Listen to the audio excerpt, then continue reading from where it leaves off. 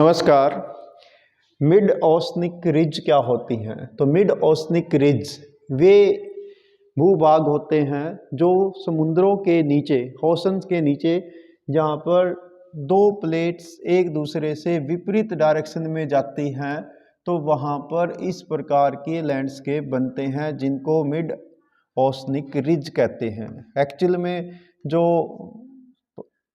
ज़मीन पर, अर्थ पर प्लेट मूवमेंट होती हैं तो वो तीन टाइप्स की गतियाँ करती हैं, जिनमें से एक मुख्य प्लेट जो महासागरों में आमतौर पर मिलती हैं उनको कहते हैं डाइवर्जेंट प्लेट बाउंड्री, अपसारी प्लेट सीमाएं, जिसमें दो प्लेट एक दूसरे से दूर जाती हैं और उनके बीच में मैग्मा बाहर आता है और वो किनारों पर जमना शुरू हो जाता है और उसके कारण से महासागरों के बीच में ऐसे स्थल रूप बन जाते हैं जिनको निर्माणात्मक प्लेट सीमा भी कहते हैं।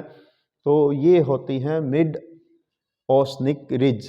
चूँकि ये जो आप पिक्चर देख रहे हैं ये अटलांटिक ओशन के बीच में है, तो इसलिए इसे मिड अटलांटिक रिज के नाम से जाना जाता है।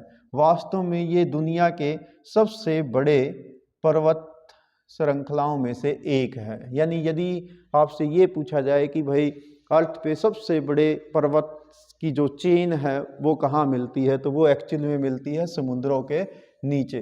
तो ये सब मिड ओशनिक रिज हैं जो महासागरों में फैली हुई हैं, ठीक है, जो महासागरों के नीचे पाई जाती हैं।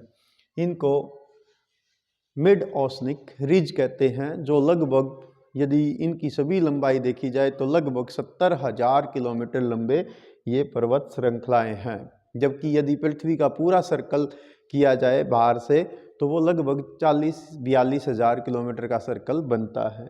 और इतनी 42,000 किलोमीटर की लंबाई पर ये लगभग 70,000 किलोमीटर लंबे पर्वत श्रृंखलाएं हैं जो महासागरों के नीचे मिलती हैं। यानी पानी के नीचे का सरफेस है ये, और जहाँ पर आमतौर पर दो प्लेटें एक दूसरे से दूर जाती हैं वहाँ पर इस प्रकार की ओशनिक रिज का निर्माण होता है। कभी कभी इन रिज का कुछ हिस्सा पानी से ऊपर आ जाता है जिसको हम आइलैंड के रूप में जानते हैं। जैसे ये आप यहाँ पर देख रहे हैं, ये आयरलैंड है जो समुंदर के पानी से ऊपर तक ये वाला जो वोल्केनिक इरप्शन है वो पहुँच गया और समय के साथ ठंडा होकर ये एक द्वीप का रूप इन्होंने धारण कर लिया। तो ये होती है मिड ओशनिक रिज।